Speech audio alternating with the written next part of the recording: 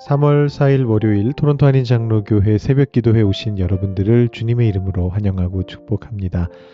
어제 일부 예배 때 깜빡하고 광고를 못 드렸는데 제가 이렇게 새벽 기도 때 계속 광고를 드렸어가지고 정작 주일 예배 때 광고를 못 드렸는데요. 큐티인 도착해 있습니다. 정기 구독하시는 분들 사무실에 오셔서 찾아가시면 되겠습니다. 오늘은 휴일이고요. 내일 이후로 아무 때나 오셔서 찾아가시면 되겠습니다. 우리 함께 기도하면서 우리 새벽 기도 자리로 나아가시겠습니다. 사랑 많으신 하나님 감사합니다. 주님의 사랑 안에 우리가 살아가고 있음을 고백하게 하시고 오늘 이 아침에도 주님 앞에 나와서 우리의 마음을 내려놓고 하나님과 함께 동행함을 배울 수 있는 그런 귀한 시간을 허락해 주시니 감사합니다. 우리 사순절 기간에 욥기를 공부하고 또 이어서 요한복음의 말씀을 통해서 하나님의 음성에 귀 기울이고자 합니다. 오늘부터는 특별히 나사로를 다시 살리셨던 예수님의 그 기적적인 사건을 우리가 보면서 하나님께서 우리 삶 속에 어떤 기적을 일으키실 것인지 기대하는 마음으로 이 말씀들을 묵상하고자 합니다. 하나님 함께하여 주셔서 우리의 삶에 일으키실 그 기적들을 우리가 믿음의 눈으로 바라볼 수 있게 하여 주시고 주님께서 우리의 신앙을 계속해서 키워가시고 성숙시켜 가실 때 우리가 주님 앞에 온전히 응답할 수 있는 그런 저희들 될 수 있도록 주님께서 인도하여 주시옵소서. 오늘 하루의 삶도 주님께 의탁드리며 예수님의 이름으로 기도드립니다. 아멘. 오늘 우리에게 주시는 하나님의 말씀은 요한복음 11장 17절부터 27절까지의 말씀입니다. 요한복음 11장 17절부터 27절까지의 말씀을 봉독하도록 하시겠습니다. 예수께서 와서 보시니 나사로가 무덤에 있은지 이미 나흘이라. 베다니는 예루살렘에서 가깝기가 한 오리쯤 되매 많은 유대인이 마르다와 마리아에게 그 오라비의 일로 위문하러 왔더니 마르다는 예수께서 오신다는 말을 듣고 곧 나가 맞이하되 마리아는 집에 앉았더라. 마르다가 예수께 여짜오되 주께서 여기 계셨더라면 내 오라버니가 죽지 아니하였겠나이다. 그러나 나는 이제라도 주께서 무엇이든지 하나님께 구하시는 것을 하나님이 주실 줄을 아나이다. 예수께서 이르시되 네 오라비가 다시 살아나리라. 마르다가 이르되 마지막 날 부활 때에는 다시 살아날 줄을 내가 아나이다. 예수께서 이르시되 나는 부활이요 생명이니 나를 믿는 자는 죽어도 살겠고 무릇 살아서 나를 믿는 자는 영원히 죽지 아니하리니 이것을 네가 믿느냐. 이르되 주여 그러하외다. 주는 그리스도시요 세상에 오시는 하나님의 아들이신 줄 내가 믿나이다. 아멘. 네, 11장의 나사로 스토리가 시작됐습니다. 여러분 많이들 잘 아시는 말씀이죠. 기독교인이 아닌 사람들에게도 이 이름이 제법 알려져 있는 모양입니다. 환경 보존에 대한 기사들을 연재하는 인터넷 신문을 방문했는데 거기에 보니까 이제 멸종된 줄 알았는데 아직 살아있는, 아직 존재하고 있는 그런 이제 동물 종들을 소개하면서 기사 첫머리에 이렇게 적어 두었더라고요. 제가 페이지를 가져와 봤는데요. 예, 이렇게 되어 있습니다. 나사로, 나 살아있어. 한때 멸종된 줄 알았던 동물 세종. 이렇게 적혀 있습니다. 제가 오늘 말씀 시작하면서 조크를 좀 할까 고민하다가 안 했거든요. 나사로, 나사로 라고 이렇게 조크를 좀 하려고 그랬는데 아재 개그를 치려고 했는데 너무 민망해가지고 안 쳐야지 이렇게 생각하고 검색을 했더니 이런 기사가 발견됐습니다. 뭐 기자들 중에도 아재들이 꽤 있는 것 같습니다. 그게 아니면 여기 기사 제목 앞부분에 보시면 나사로 분류군이라고 해서 과학계에서 쓰는 표현인 것 같아요. 멸종된 줄 알았는데 나중에 다시 발견된 것들을 그렇게 부른다라고 합니다. 이렇게 말장난처럼 사용될 만큼 일반인들을 대상으로 한 기사에 말장난으로 사용된 만큼 이 나사로라고 하는 사람이 굉장히 인지도가 있습니다. 어떤 인지도냐? 죽었다가 살아난 사람으로서의 인지도가 있죠. 죽었다가 살아난 사람 자체는 성경 안에 제법 많이 등장합니다. 뭐 애초에 예수님부터 그런 분이시죠. 죽었다가 살아나신 분이고 예수님이 직접 살린 사람도 나사로 외에 성경에 2명이 더 등장합니다. 나인성 과부의 아들과 달리다 굼으로 유명한 야이로의 딸입니다. 또 예수님 외에도 죽었던 자를 살린 이야기가 성경에 나옵니다. 엘리야가 사렙다의 과부의 아들을 살렸고 엘리사 또한 수넴 여인의 아들을 살렸습니다. 베드로는 다비다를 살렸고 바울은 유두고를 살렸습니다. 뭐 이 정도면 죽었다가 살아난 사람들이 꽤 있습니다. 그런데 나사로의 이야기가 유명해진 데에는 까닭이 있습니다. 그 이유는 이 나사로 얘기에서 부활신앙에 대한 아주 중대한 진술이 등장했기 때문이죠. 여러분들 익히 잘 아시는 말씀, 아마도 외우고 계실 말씀이 오늘 말씀 25절, 26절에 나오고 있습니다. 나는 부활이요 생명이니 나를 믿는 자는 죽어도 살겠고 무릇 살아서 나를 믿는 자는 영원히 죽지 아니하리니 이것을 네가 믿느냐. 나는 부활이요 생명이니 이게 에고 에이미 그 구절인데요. 예수님께서 말씀하신 모든 에고 에이미 구절 중에 가장 유명한 말씀이겠죠. 나는 부활이요 생명이라. 아마 장례식이나 추도 예배에서 가장 많이 읽는 말씀이 아닐까. 제가 조사를 해보진 않았지만 아마 1위지 않을까 이런 생각이 듭니다. 굉장히 힘이 있는 말씀이면서 동시에 굉장히 위로가 되는 말씀이죠. 근데 이 예수님의 이 위대한 말씀은 어떻게 나오게 된 것일까요? 이 말씀을 이끌어낸 존재가 있습니다. 그 사람이 바로 누구냐 하면 나사로의 누이 마르다입니다. 마르다 이야기를 하기에 앞서서 배경을 조금 먼저 살펴보죠. 11장의 앞에 부분 1절부터 16절 말씀이 주일 묵상 말씀이었기 때문에 새벽 설교가 없었고 그래서 거기서부터 한번 조금 보겠습니다. 여러분 잘 아시는 대로 마르다, 마리아, 나사로 이렇게 세 사람은 삼남매였던 것 같습니다. 그들 중에 유일한 남성 형제였던 나사로가 죽음의 병에 걸리게 됐습니다. 근데 이때 예수님께서 나사로를 찾아가시는데 당황스럽게도 예수님의 제자들이 걸림돌이 됩니다. 7절, 8절을 보시면 예수님이 제자들에게 나사로가 있는 유대로 가자 이렇게 얘기하시니까 제자들이 뭐라고 반응하느냐 하면 이렇게 반응했습니다. 라비여 방금도 유대인들이 돌로 치려 하였는데 또 그리로 가시려 하나이까. 위험한 곳이라는 말이죠. 사람들이 돌로 치려고 예수님을 죽이려고 하는 곳이니까 위험하다. 이런 얘기고 여기까지는 납득이 갑니다. 근데 그 후에 예수님이 나사로가 지금 병들어서 죽게 된 상황이다. 이 이야기를 하셨는데도 여전히 제자들은 예수님이 나사로에게 가는 것을 반대합니다. 11절부터 13절 말씀을 보시면 잠들었으면 낫겠죠. 이렇게 이야기하면서 지금 굉장히 많이 병이 들었는데 이렇게 잠려서 쉬고 나면은 낫겠지요. 이렇게 이야기를 합니다. 자, 여기에 무슨 오해도 좀 겹쳐 있습니다만 뭔가 좀 제자들이 심드렁하다. 지금 그런 느낌이 좀 들거든요. 근데 그런 느낌을 강화하는 게 바로 이 다음 대화죠. 14절부터 16절 말씀을 보시면 예수님이 밝히 말씀하셨는데 그럼에도 불구하고 뭐 그렇게 반응이 썩 좋지가 않아요. 도마가 우리도 주와 함께 죽으러 가자 이렇게 이야기를 하는데 뭐 어떻게 읽느냐에 따라 다를 수는 있습니다. 이게 긍정적으로 해석하는 경우도 있기는 있어요. 우리도 위험한 곳이지만 주님 따라갑시다. 이런 뜻으로 좋게 해석하는 경우도 있는데 제가 이렇게 느낄 때는 약간 좀 시니컬하지 않은가 뭐 이런 생각이 듭니다. 그래서 어떤 학자들은 예수님께서 나사로를 워낙 아끼셨기 때문에 사랑하던 자다 이런 표현이 성경에 나오는데요.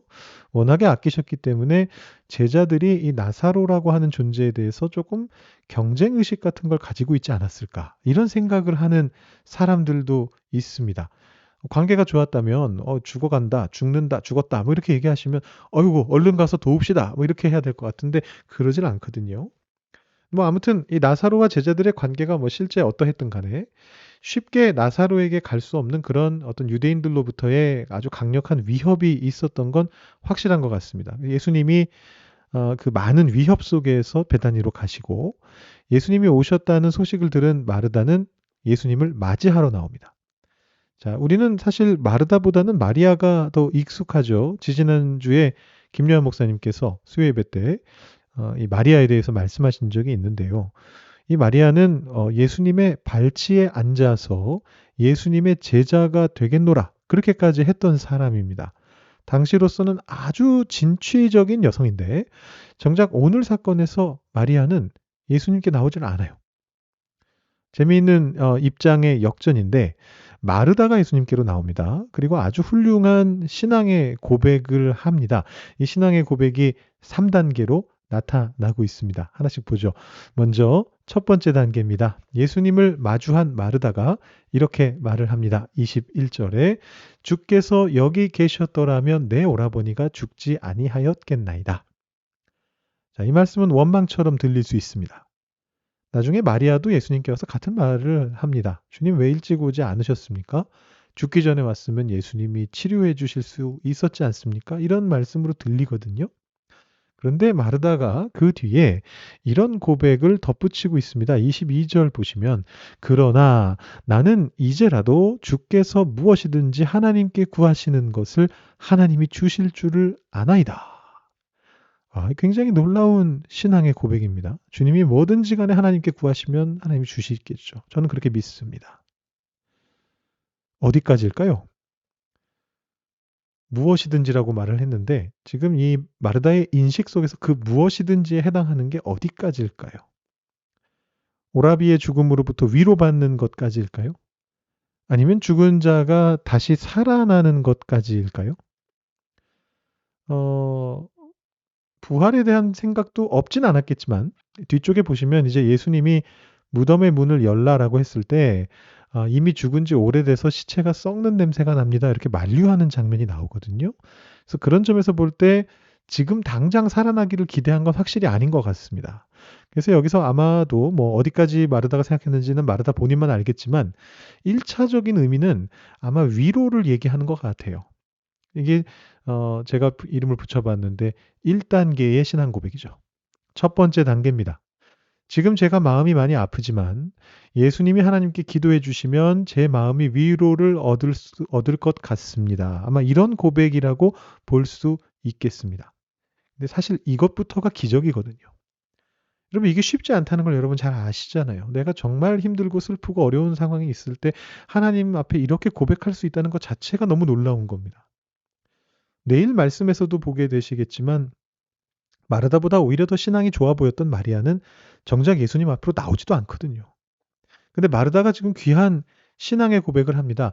주님이 기도해 주시면 제가 위로를 얻겠습니다. 이제라도 주님이 기도하시면 하나님이 해결해 주시겠죠. 자, 그와 동시에 이 고백 안에 숨어 있는 고백은 이 마르다의 안에 숨어 있었던 생각은 뭐냐면 분명히 언젠가는 죽은 자를 하나님이 부활시켜서 다시 나사로를 만나게 될 것이다라는 신앙이 있었습니다. 이어지는 대화가 그걸 증명합니다. 23절, 24절 보시면 예수님이 먼저 네 오라비가 다시 살아나리라 말씀하니까 마르다가 마지막 날 부활 때에는 다시 살아날 줄 내가 아나이다. 이렇게 대답합니다. 자, 이게 두 번째 단계의 신앙 고백이죠. 예수님께서 너의 오라비가 다시 살아날 것이다 말씀해 주시니까 마르다의 마음속에 숨어 있었던 이 부활에 대한 소망이 튀어나옵니다. 신앙으로 이제 고백이 됩니다. 예, 마지막 날 부활 때에 이 지금 죽어 있는 이 나사로가 살아날 것을 나도 믿습니다. 이렇게 고백하는 겁니다. 자, 마르다가 부활을 믿고 있었습니다. 그런데 이 부활이 안타깝게도 마르다의 마음에 큰 위로를 주지는 못하고 있는 상황이었습니다. 그 죽음 직후의 상황 속에서는 그게 위로가 되기보다는 굉장히 슬픔으로 다가오죠. 예수님께서 그걸 알고 계셨기 때문에 마르다를 더 큰 깨달음으로 이끌어 가시는 대화를 하십니다. 그것이 바로 아까 봤던 유명한 그 말씀이죠. 25절, 26절. 나는 부활이요 생명이니 나를 믿는 자는 죽어도 살겠고 무릇 살아서 나를 믿는 자는 영원히 죽지 아니하리니 이것을 네가 믿느냐? 이 말씀을 듣는 순간에 마르다에게 큰 깨달음이 주어졌습니다. 그녀가 본래 가지고 있었던 그 신앙이 분명해졌습니다. 예수님은 부활이고 생명입니다. 예수님은 죽음을 초월한 분이십니다. 그 예수님을 믿는 이들에게 죽음이 아무런 장벽이 되지 못한다는 것을 깨달아 알게 됩니다. 이렇게 분명해진 신앙이 고백으로 흘러나오게 됩니다. 그래서 마르다가 이렇게 세 번째 신앙 고백을 하게 됩니다. 주여 그러하외다. 주는 그리스도시요 세상에 오시는 하나님의 아들이신 줄 내가 믿나이다. 이 마지막 신앙 고백은 우리가 신앙 고백의 표본으로 알고 있는 베드로의 신앙 고백과 완전히 똑같습니다. 성경 안에서 이거보다 더 뛰어난 신앙의 고백은 딱 한 번 나옵니다. 바로 우리가 나중에 살펴보게 될 요한복음 20장에 나오는 도마의 고백입니다. 부활하신 예수님을 만나고서 그 손을 만지고서 외치는 거죠. 나의 주, 나의 하나님. 예수님이 곧 하나님이십니다라는 놀라운 고백인데, 어, 그나마 이게 예수님이 계신 상황에서 예수님을 하나님이시다라고 고백한 유일한 고백이기 때문에 높이 평가되는 것이지, 이 도마의 고백이 어떤 신학적인 체계가 잡혀 있는 고백은 아닙니다. 근데 베드로와 마르다의 고백은 명확한 신학에서 나온 체계적인 신앙 고백이고 신조입니다. 하나님의 아들이라는 건 어떤 분이란 뜻이냐면 하나님과 본질적으로 동일한 분이시면서 하나님을 세상에 드러내시는 분이다라는 그런 의미고, 그리스도라는 고백은 뭐냐 하면 그게 나와 관련이 있는 거죠. 우리를 이 세상을 구원하기 위해 하나님께서로부터 선택된 존재로서 이 미래의 세상을 다스리실 존재다라는 그런 의미를 담고 있습니다. 누가복음 10장에서는 마리아가 예수님의 발치에 앉아서 예수님의 제자가 되는 상황이 나왔는데, 오늘 말씀에서는 마르다가 위기의 순간에 예수님의 가르치심을 받으면서 그 신앙이 폭발적으로 성장하고 있는 그 귀한 모습이 나타나고 있습니다. 우리가 믿으며 나아가는 예수님이 바로 이런 분이십니다. 우리가 흔들릴 때, 마음 아플 때, 지칠 때, 그 모든 우리의 삶의 위기의 순간에 나타나셔서 우리를 위로하시고 우리 신앙을 성숙하게 만드시고 미처 바라보지 못했던 소망을 보게 하시는 분이 바로 우리 주님이십니다. 나는 부활이요 생명이니 나를 믿는 자는 죽어도 살겠고 무릇 살아서 나를 믿는 자는 영원히 죽지 아니하리니 이것을 네가 믿느냐? 이 놀라운 선언을 여러분들도 여러분의 삶 속의 수많은 현장 속에서 직접 들으시고, 주님 그렇습니다. 주님이 나를 구원하실 그리스도시고 이 땅을 바꿔놓으실, 내 삶을 변화시키실 하나님의 아들이심을, 하나님 당신이심을 믿습니다. 이렇게 고백하시게 되는 여러분들 다 되실 수 있기를 주님의 이름으로 축원합니다. 이 시간 기도하실 때 오늘 말씀 다시 한번 떠올려 보시고 나는 부활이요 생명이다. 이 말씀을 다시 한번 묵상하시고 여러분이 주님 앞에 이렇게 믿음의 고백으로, 성숙한 신앙의 고백으로 나아갈 수 있게 해달라고 기도하신 후에 여러분 개인적인 기도 제목으로 기도하시고 오늘 새벽 기도 마치시기 바랍니다. 기도하시겠습니다.